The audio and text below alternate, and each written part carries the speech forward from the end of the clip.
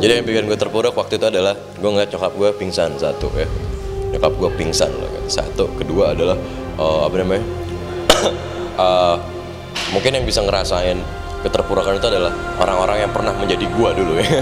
Gitu, yang pernah menjadi gue gitu. Jadi nggak mungkin ada banyak cerita yang bisa gue ceritain. Yang pasti mungkin orang-orang hanya akan senyum atau ketawa mungkin dengarnya gitu. Tapi andai lo ada di sana, mungkin otak lo yang akan keserang gitu. Jadi semua keterpurukan itu sangat berat sekali buat gue waktu itu ya, berat sekali.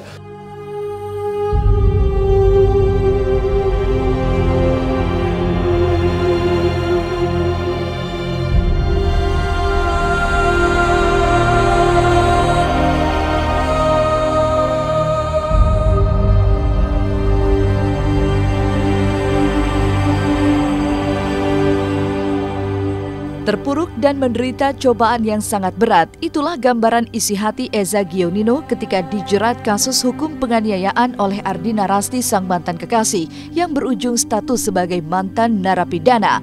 Tapi ironisnya, setelah bebas dari penjara di bulan Agustus 2013, tepat 2 tahun kemudian, kemarin tanggal 1 Agustus 2015, lagi-lagi Eza terjerat kasus hukum.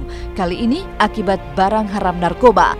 Uniknya, berbeda dari kasus hukum sebelumnya, keluarga Eza yang dulu tegap membela, kini seolah mendulang sunyi menyisakan teka-teki. Pasalnya, ketika berusaha ditemui oleh tim was-was, rumah Eza tampak sepi dari segala aktivitas. Hanya sesosok bayangan tampak mengintip dari balik jendela dan langsung mematikan lampu ketika berusaha disorot oleh kamera. Siapakah sosok tersebut? Dikabarkan hanya tinggal bersama sang ibu di rumah. Benarkah sosok yang mengintip berikut ini adalah ibunda Eza? Assalamualaikum.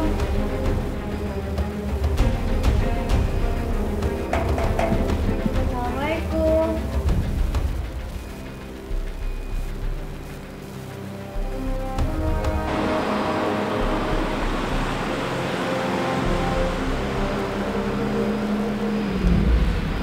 Berita Apa ya yang? betul nggak Ma berita yang tentang Eza, katanya Eza ketangkap Ma. Loh, yang bilang siapa ya? Katanya Eza pergi sama manajernya. Oh gitu Ma. Iya. Ada di berita online Eza Gionino katanya ketangkap narkoba. Nah TKP itu di rumah gitu Ma. Oh, Mama nggak ada, barangkali nggak tahu Mama. Serius Ma. Nggak tahu Mama. Coba Mama nanti tanya manajernya ya. Mama di mana posisi? Mama di rumah sakit yang Mama. Di rumah sakit mana Ma? Enggak, Mama di rumah lagi sakit, kurang tahu saya ya. Untuk penangkapan di rumah tersangka, benar-benar saya tangkap ada juga keluarga yang lain, ibunya dan kakaknya di sana. Dari pihak keluarganya yang buka pintu segala macam, sehingga kita tinggal masuk kemudian mengarah kepada kamar yang bersangkutan. Mengejutkan, berbeda 180 derajat dari pihak kepolisian yang bersaksi bahwa Rohgaya, ibunda turut menyaksikan, bahkan membukakan pintu pihak berwajib saat penggerbekan terjadi, mengapa ibunda Eza justru mengatakan sebaliknya? Entahlah, yang jelas penangkapan Eza Gionino di rumahnya tersebut memang mengejutkan banyak pihak, termasuk pula warga setempat, karena dilakukan secara diam-diam pada waktu dini hari. Ini juga lumayan ya bikin kita kaget ada penggerebekan di sini, artinya kita memang tidak tahu ya, dan ini juga sudah ngumpulin info dari RW sampai ke pos depan juga nggak ada yang tahu info ini.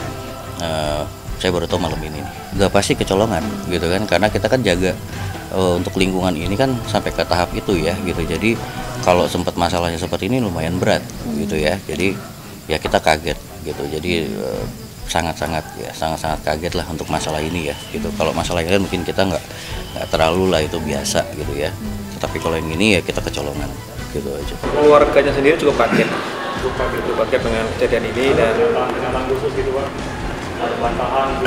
sejauh ini tidak ada ya, karena memang sudah ada alat bukti di kamar yang bersangkutan sehingga keluarganya juga tidak bisa mengelak lagi.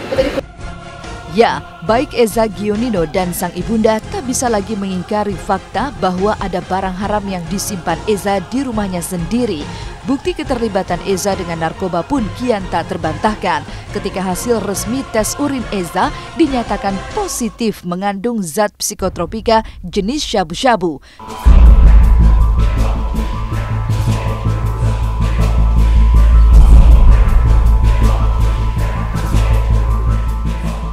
Ayal, kini pasca 2 tahun bebas dari penjara, lagi-lagi Eza pun terancam kembali mendekam di jeruji besi karena dijerat dengan Undang-Undang Psikotropika dengan ancaman hukuman maksimal 12 tahun penjara.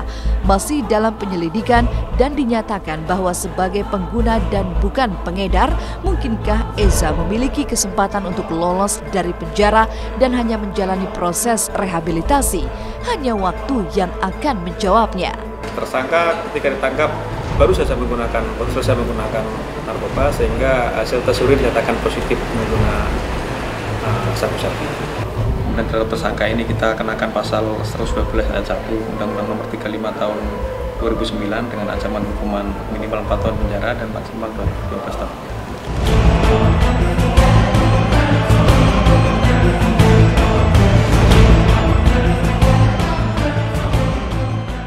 Sesaat lagi, Was-Was masih akan hadir dengan cerita unik dari Aliando, Prilly Latukonsina, dan Fatin Sidkia. Ada apa dengan duet lagu cinta antara Aliando dan Prilly? Tonton terus Was-Was, kami akan kembali setelah yang satu ini.